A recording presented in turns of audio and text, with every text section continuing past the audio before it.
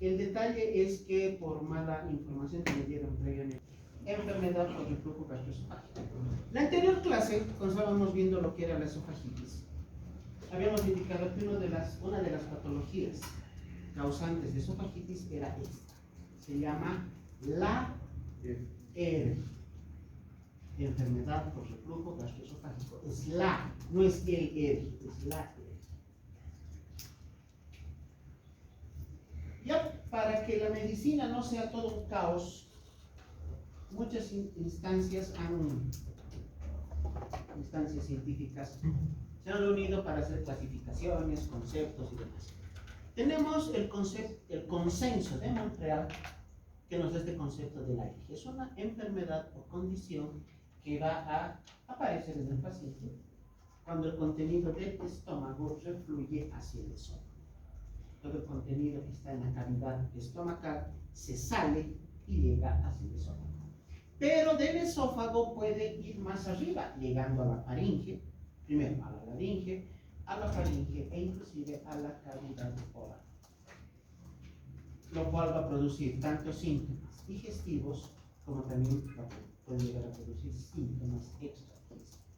Y lo más importante, como concepto de ello, que puede llegar a deteriorar la calidad de vida del paciente, como vamos a ver.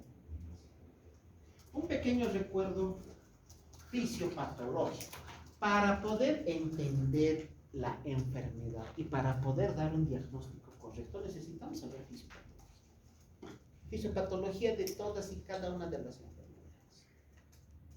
Solo un ejemplo, en la fisiopatología del asma, ¿cuál es la base, el daño principal, la alteración patológica principal en los bronquios? En el asma. Ya han llevado.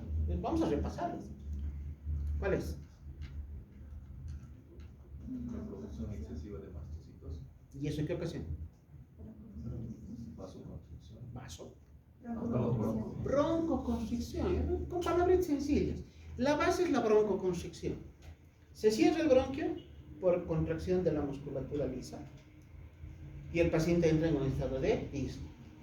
¿Qué tengo que hacer? Darle un broncodilatador. Pero si no sé esa fisiopatología, ¿cómo voy a saber, cómo voy a entender qué tipo de fármaco le tengo que administrar? Ese es un ejemplo sencillo. En la fisiopatología de la ERG, el contenido del estómago, esta parte, se queda en su lugar gracias a que en esta parte tenemos una válvula que se llama cardia, que ya lo hemos conocido cuando llevamos semiología, el esfínter esofágico inferior. Esta es una puertita hermética. Se abre cuando deglutimos, permite el paso del contenido del esófago hacia el estómago y automáticamente se cierra. Es una puerta hermética. Es lo que pasa con todos nosotros todos los días cuando comemos. ¿Qué pasa en la ERG? Se abre, pero se cierra hacia mí. De tal manera que eso permite que el contenido del estómago, como indica acá esta flecha amarilla, se salga gracias al aumento de presión o la gran presión intraabdominal que existe, que es como si estuviera empujando, apretando el estómago, y eso va a ocasionar que el contenido salga y va a ocasionar lesión sobre todo a nivel del tercio distal del esófago. ¿Recuerdan lo que decía en la anterior clase? El estómago tiene 4 factores de protección, que nos vamos a ver en otro tema. Espero que eso también vayan recordando, si es que no cuando estaba. En cambio, el esófago no tiene esos factores de protección, por lo tanto, el ácido clorhídrico va a hacer estragos en el esófago. ¿Dónde? En el tercio distal. Esa es la base del esófago. El reflujo podemos encontrarlo en dos variedades. Uno que llamemos fisiológico y otro que es patológico. El reflujo fisiológico siempre se va a presentar de manera postprandial. ¿Qué significa postprandial? Después de comer. ¿Alguna vez, tal vez les ha pasado? Yo me acuerdo que cuando era niño me pasó una vez. Comes algo muy picante, mucho condimento, excesiva cantidad de ahogadito, la comida usual que estamos acostumbrados a comer. Y de repente sientes que hay algo que te quema acá la zona retroesternal. Ese síntoma se llama pirosis. Llega hasta la cavidad oral. Yo me acuerdo, era niño y me acuerdo porque comí salteña, unas salteñas picantes que me picaron. Sentí que algo me subía, me quemaba, llegó hasta la boca y me han empezado a arder hasta mis oídos. Eso es reflujo, pero no porque yo tendría en esa época alguna lesión del esfínter inferior. Se considera un reflujo fisiológico. Es de corta duración porque dura entre un par de segundos o un par de minutos. A mí me duró entre 5 a 10 segundos. Pero se pasó. Es asintomático. Muchas veces estamos con reflujo y ni nos damos cuenta. O si los síntomas se presentan, son mínimos y bien tolerados. Y el detalle más importante, no va a pasar nunca mientras el paciente esté durmiendo. Jamás va a pasar cuando esté durmiendo. En cambio, el reflujo patológico no tiene relación con la ingesta de alimentos. Puede pasar en cualquier momento. Dura mucho tiempo. Dura mucho tiempo. Puede durar meses, años. Tengo un paciente en el cual hacemos tratamiento ya aproximadamente como 5 años por reflujo. Tiene periodos de remisión, tiene periodos de exacerbación. En algún momento los síntomas aumentan, en otro momento los síntomas disminuyen, pero el reflujo no se deteriora la calidad de vida, porque estás haciendo tus actividades normales y de repente sientes esa sensación de pirosis retroesternal, estado de náuseas, tienes ganas de vomitar, corres al baño, no vomitas nada, y luego te viene esa sensación de malestar, que obviamente va a interferir en tus actividades diarias.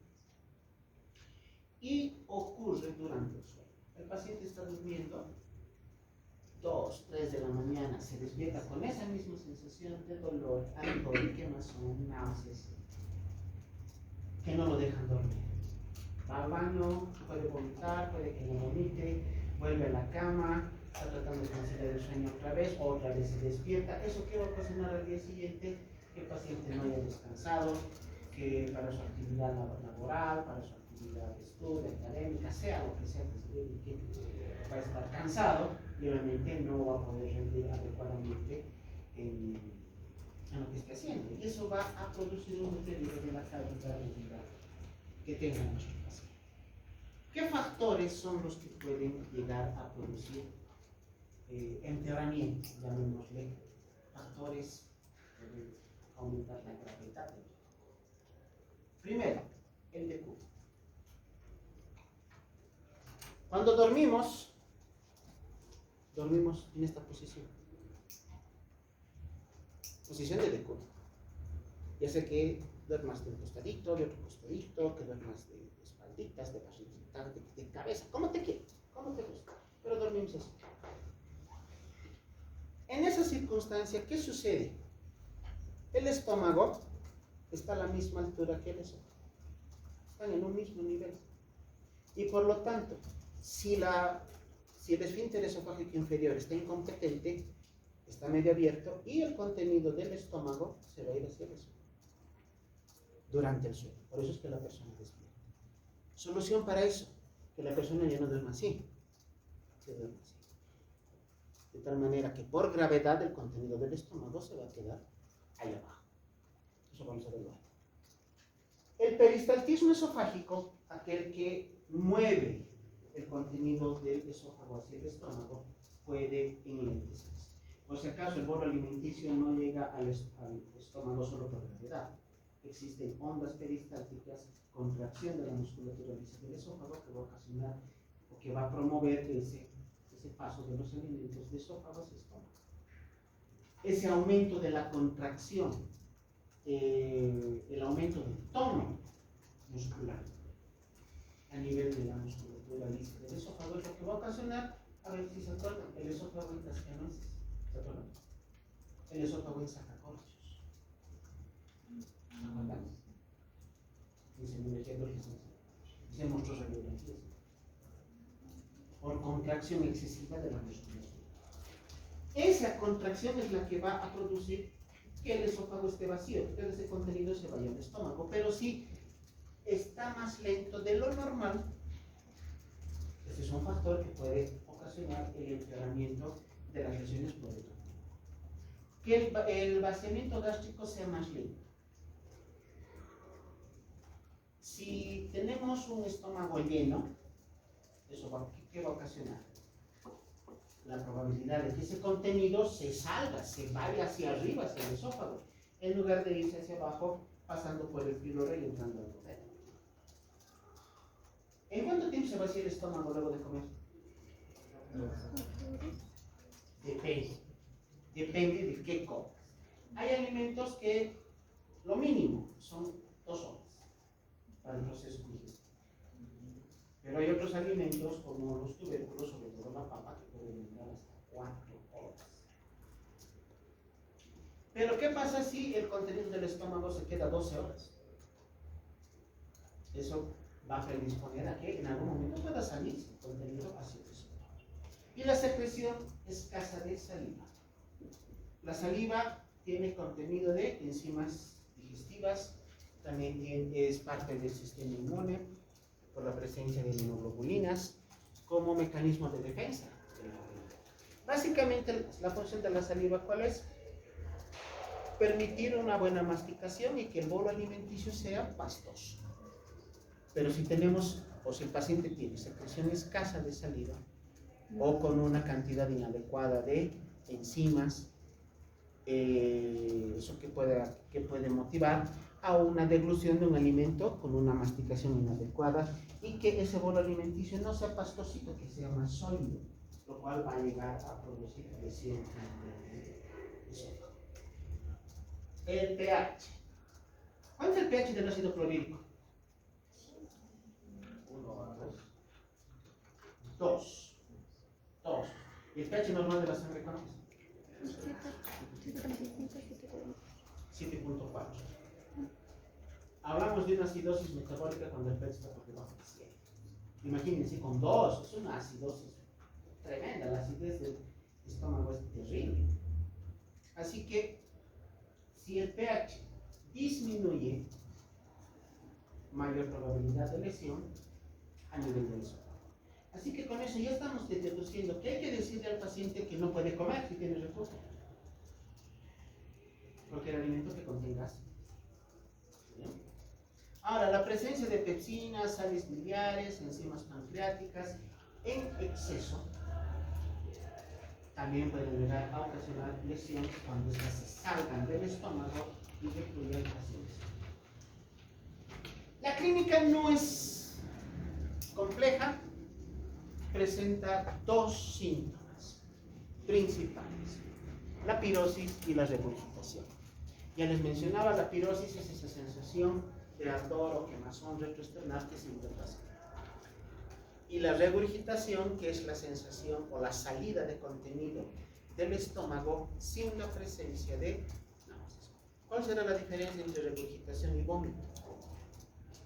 El alimento que en la regurgitación no está digerido, no llega a lo que es el estómago, en cambio el otro ya está, llega al estómago.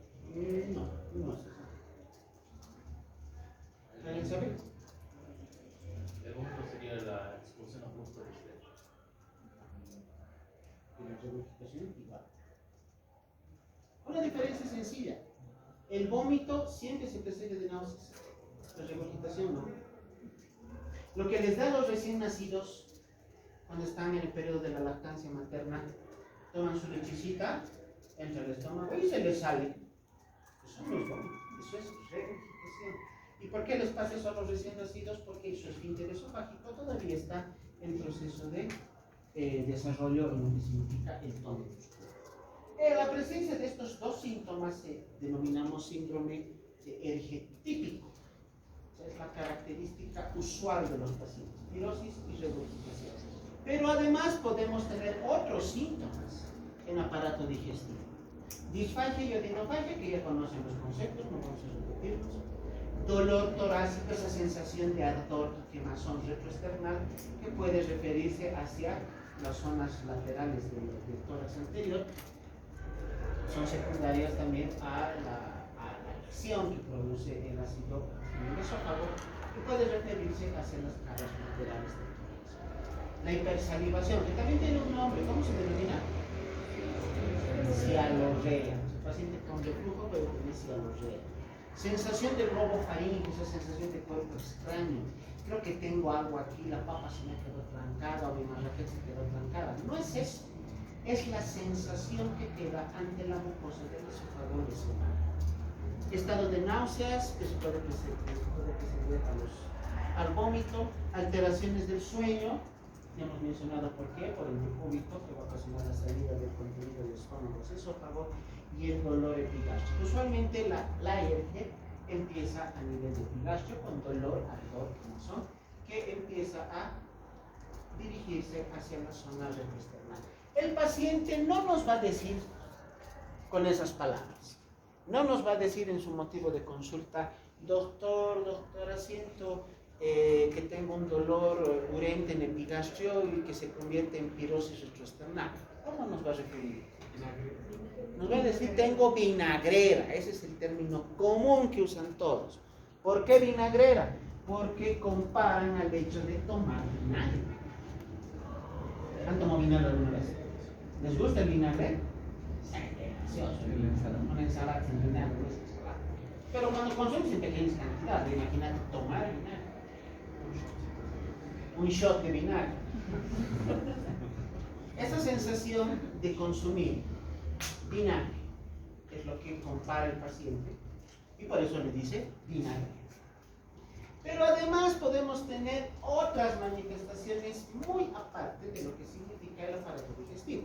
Llamémosle extraesofágicas, que sobre todo van a comprometer al aparato respiratorio. Tenemos síntomas que pueden llegar a lesionar la laringe y la faringe, con presencia de tos, ronquera, esa sensación de globo faríngeo y el aclaramiento de la garganta. ¿Qué es el aclaramiento? Todo el tiempo el paciente está tratando de eliminar algo por una sensación de cuerpo extraño que no existe. Es simplemente la sensación que se siente por la lesión de la mucosa. Luego se puede tener laringitis, sinusitis, lesiones en cuerdas vocales, que pueden venir desde procesos inflamatorios de las cuerdas hasta nódulos en cuerdas vocales, que van a ocasionar obviamente alteración de la voz, llegando a producir disfonía, afonía o distintas alteraciones como la voz bitonal. O por último, edema a nivel de la faringe. Quema el ácido clorhídrico a la faringe y la va a lesionar y va a producir. Y si el contenido no se va vía aérea, se va a la boca, va a quemar la dentina de los dientes produciendo caries. Una de las etiologías que manejan nuestros colegas odontólogos para las caries es justamente la presencia de reflujo gastroesofágico. Pero, ¿qué pasa si el contenido ácido se entra a vía aérea? Puede llegar a ocasionar lesión en la tráquea, en los bronquios o inclusive en los mismos alveolos. ¿Cómo se llama a la patología que va a comprometer a la vía aérea inferior cuando el paciente se broncoaspira? Neumonía química. Neumonía química. Broncoaspiración no es diagnóstico, por supuesto. Se llama neumonía química, donde hay síntomas iguales a los de una neumonía bacteriana, con única diferencia que no hay un agente bacteriano y no va a haber fiebre. Pero hay tos, hay disnea, hay datos de insuficiencia respiratoria aguda, y por eso esa es la causa usual del fallecimiento de los pacientes con broncoaspiración. Este mismo consenso de Montreal, gracias a esta presencia de los síntomas, ha clasificado a la alergia en dos grandes grupos, que son los que nosotros vamos a manejar. Los que tienen síntomas que podemos encajar en síndrome esofágico y los de síndrome extraesofágico. El primer grupo nos dice pacientes con síntomas, solo con síntomas, donde está el síndrome de reflujo típico, hemos visto como síntomas pirosis y regurgitación, y los que solo tienen dolor torácico, solo esa sensación de quemazón retroesternal. Los que tienen lesión ya a nivel del esófago, o sea, no solo son síntomas, ya se ha determinado y se ha evidenciado que ese paciente secundaria a la regurgitación tiene alteraciones estructurales, como esofagitis, estenosis o esófago de Barrett. El esófago de Barrett, ¿qué es? Es la sustitución del epitelio normal del esofágico escamoso por epitelio columnar o cilíndrico. Ya, muy bien. ¿Y eso cómo consideramos? Es como una complicación. Es una complicación, pero Metaplasia. es una metaplasia. Muy bien. Por lo tanto, es un factor de riesgo para un adenocarcinoma de esófago.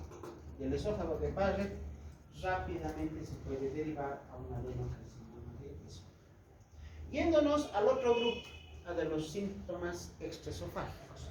Tenemos los que tienen sintomatología bien establecida como tos, laringitis, asma o erosiones dentales, y aquellos que tienen ya lesión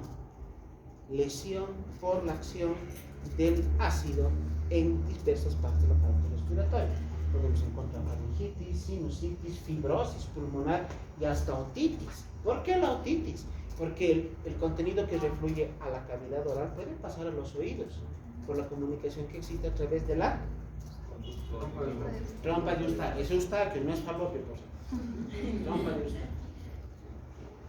Así que esta es la manera más facilita y académica de poder clasificar a la hernia.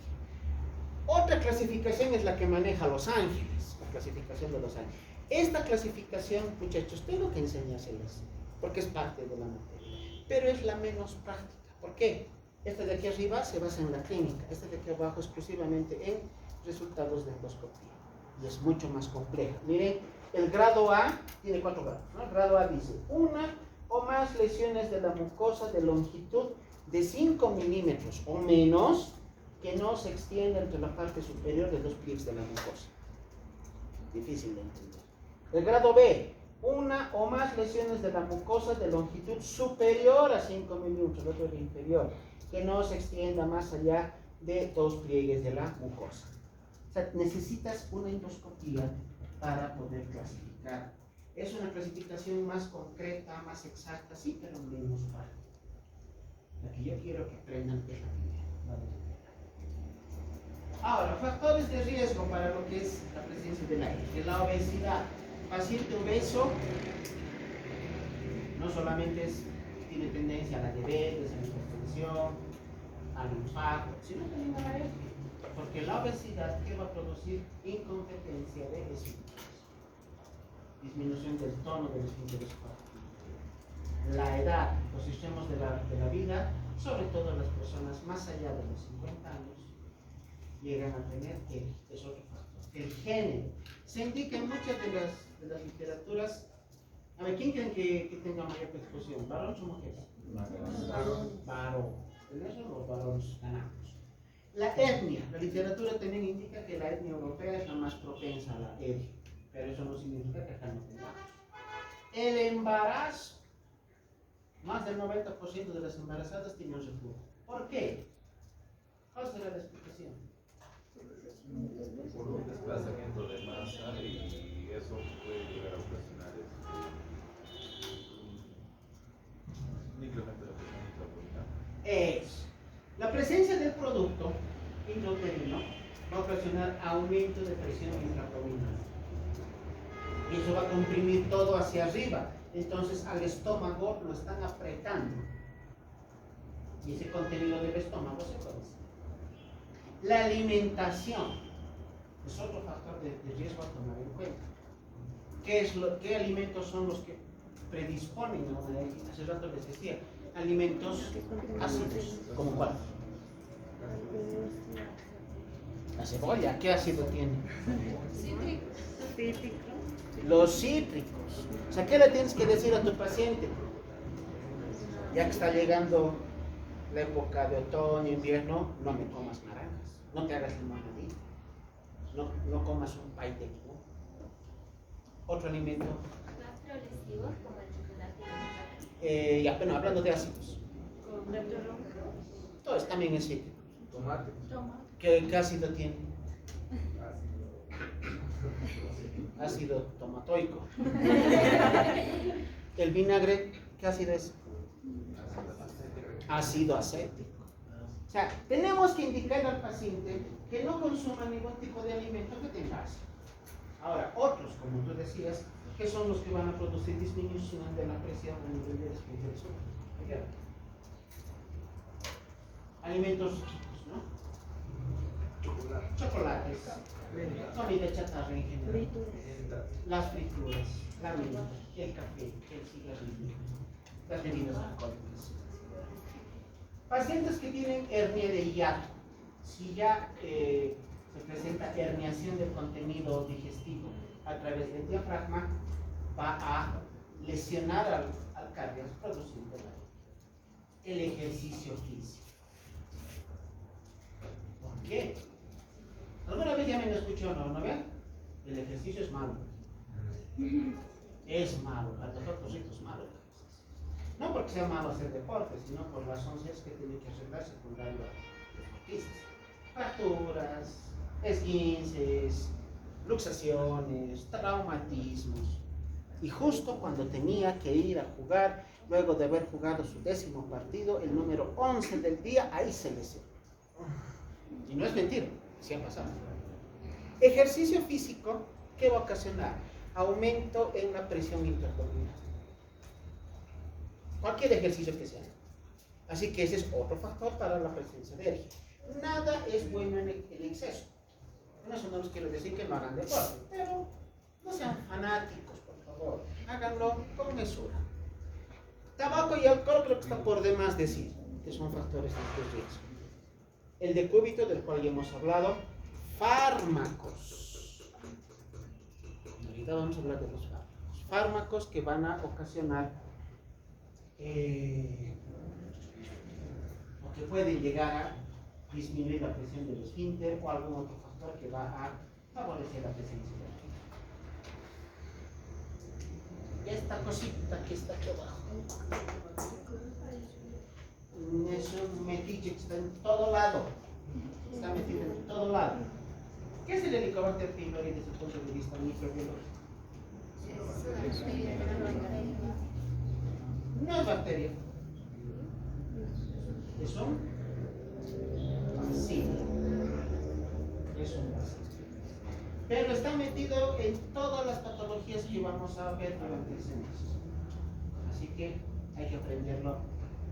Hay que aprender todas sus características y sobre todo cómo ayudar. El paciente llega a tener, puede morirse por una alergia.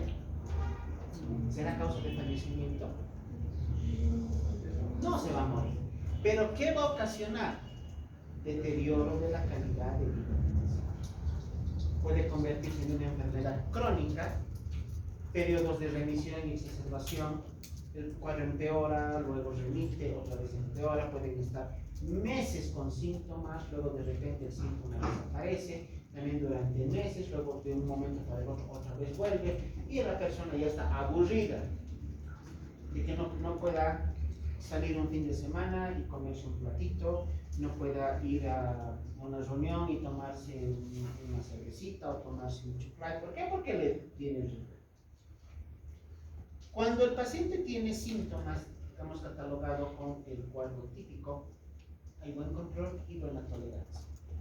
Pero cuando ya son síntomas atípicos y sobre todo los que se refieren al área respiratoria, eso nos complica el panorama y nos obliga a realizar diagnósticos diferenciales descartando algún otro problema que esté ocasionando que esta sintomatología pulmonar sea detectada. Alguna otra lesión a nivel de estómago, alguna otra lesión a nivel de esófago o inclusive patologías previas que se pueden haber presentado en el aparato respiratorio. Las complicaciones raras, pero cuando se presentan, son muy importantes. La más importante, la más peligrosa, la más grave, la neumonía química. Si los síntomas son frecuentes, nocturnos, pueden repercutir en la calidad de vida del paciente, en su ámbito social, laboral, familiar y hasta psicológico, porque el paciente no duerme, al día siguiente está cansado, no responde en su trabajo, está enojadísimo todo el día, de mal humor. Eso va a repercutir hasta en su ámbito familiar, de pareja, qué sé yo. Todo eso puede llegar a producir estas alteraciones de tipo psicológico. Acá tengo esta listita. Fármacos que relajan el esfínter esofágico inferior. Son 3 grupos principales. Los que disminuyen la presión del esfínter esofágico inferior, los que producen enlentecimiento del tránsito digestivo y los que lesionan directamente la mucosa. ¿Para qué sacan fotos si está ahí en su plataforma? ¿O no has entrado a la plataforma? No siento. ¿Para qué sacas?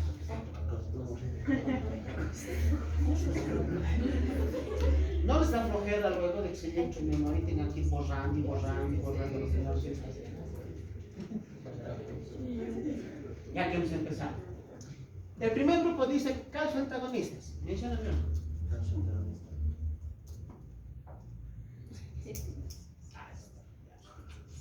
Un calcio antagonista. Verapamil. Muy bien. Presentaciones. Vienen comprimidos. ¿De cuánto? De 80 miligramos.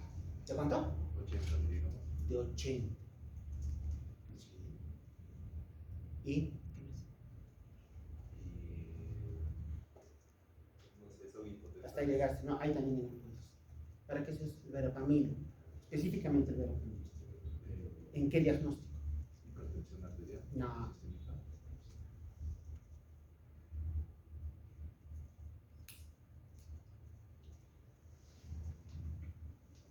El verapamil se usa como tratamiento de primera elección, supongo que saben, en la taquicardia paroxística supraventricular.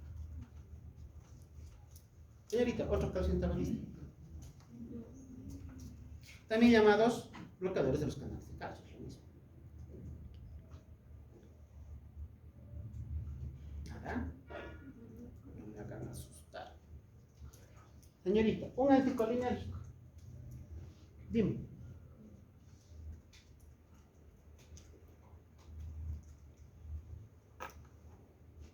Hasta ahí llegamos.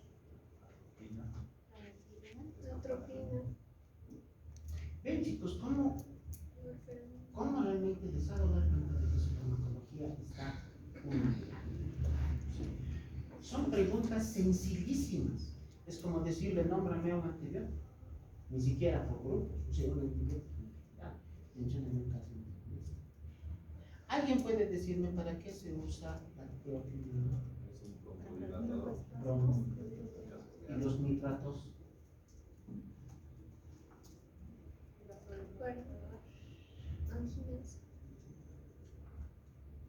Los nitratos son antiangínicos. Chicos, no os voy a envolver en la fármaco. Así que si no saben qué es un calcio antagonista, tienen que saber. ¿Cuál es? No les estoy preguntando mecanismo de acción, farmacocinética, farmacodinámica y demás cosas.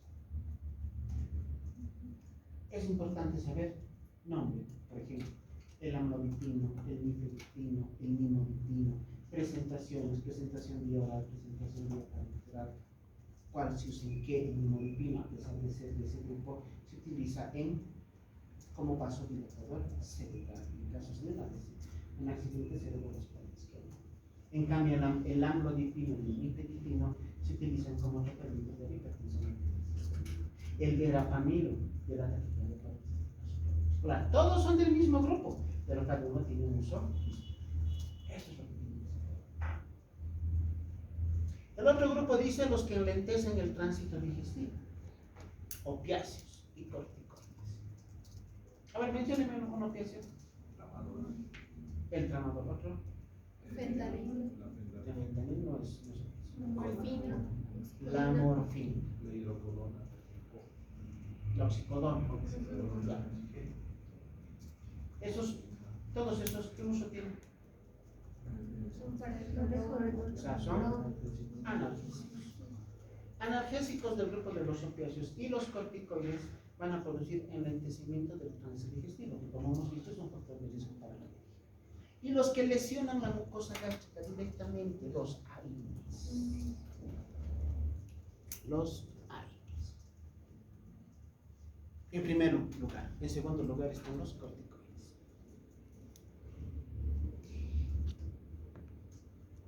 El viejo dicho, guerra avisada, no más soldados. Puede ser que se me ocurra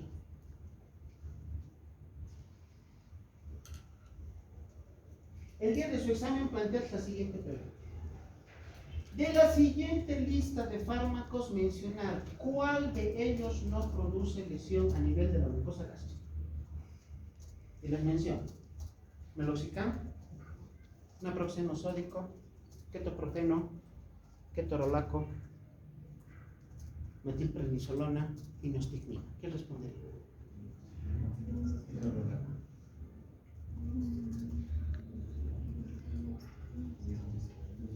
¿Quién responde? Tú dices nostigmina, allá dicen ketorolaco.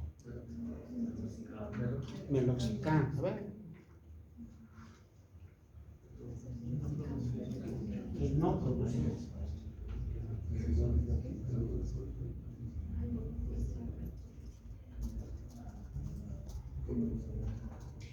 Los que les he mencionado, el meloxicam, el naproxeno sódico, el ketoprofeno, el ketorolaco, son ágiles. La metilprednisolona, ¿qué es? Corticoide. ¿Cuál entonces no produce lesión?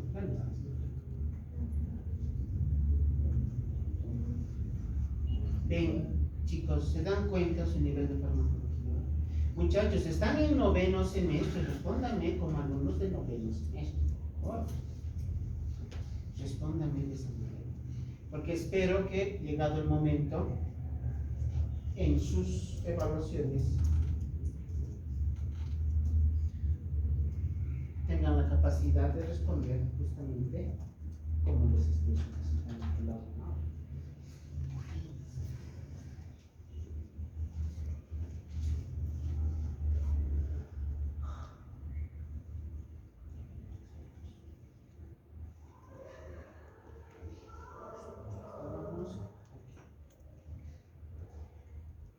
¿Qué síntomas de alerta debemos tomar en cuenta para una atención inmediata de este paciente?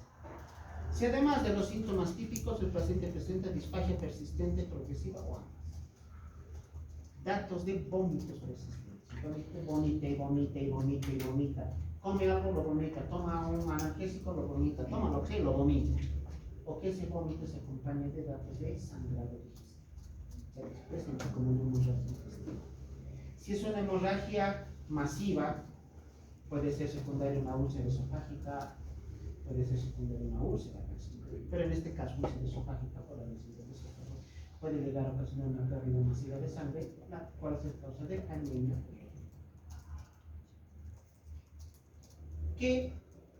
¿En qué pensaríamos ante una pérdida de peso no intencional?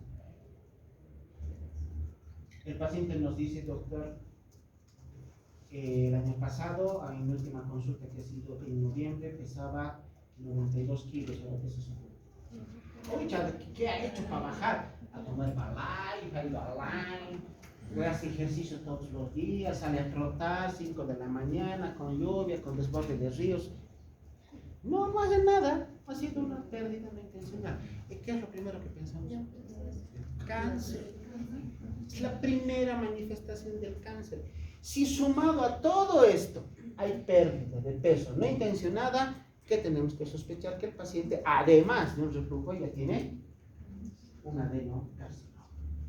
Y esto se llega a corroborar prácticamente cuando al momento de realizar la palpación abdominal tenemos tumor a nivel de epigástrico que se lleva a la palpamos, la zona del epigástrico, y encontramos una neoformación, una estructura indurada, fija planos profundos y usualmente dolorosa. ¿Qué complicaciones tiene la ERGE? La esofagitis, tema de la anterior clase, la estenosis péptica, o sea, la estenosis de esófago. ¿Se acuerdan lo que hablábamos de la estenosis por querer matarse con lavandina? Igualito, pero en lugar de la lavandina el causante es el ácido. Bueno, no es el contenido de estómago, sobre todo por la concentración de enzimas digestivas como la pepsina, conjuntamente con el ácido clorhídrico. El esófago de Barrett y la adenocarcinoma de esófago del cual ya hemos comentado. Estas son las complicaciones más frecuentes. ¿Cómo hacemos el diagnóstico? ¿Cómo se hace el diagnóstico? Toda patología se diagnostica clínicamente. O sea, cuidado, no me vayan a responder, vamos a diagnosticar con endoscopía. No. Esta patología se diagnostica con clínica. ¿Qué clínica? La del síntoma típico. Pirosis, regurgitación. Sumado a los otros que hemos mencionado como síntomas secundarios. Ahora, teniendo eso, tenemos la clínica para el diagnóstico y el resto, que se llaman estudios complementarios, simplemente nos servirán para poder corroborar, confirmar o descartar nuestro diagnóstico. Entonces, diagnóstico clínico con pirosis y regurgitación. Grábense eso. Lo que les voy a mencionar a continuación son estudios que se solían hacer. Ya prácticamente ninguno de ellos ya se realiza.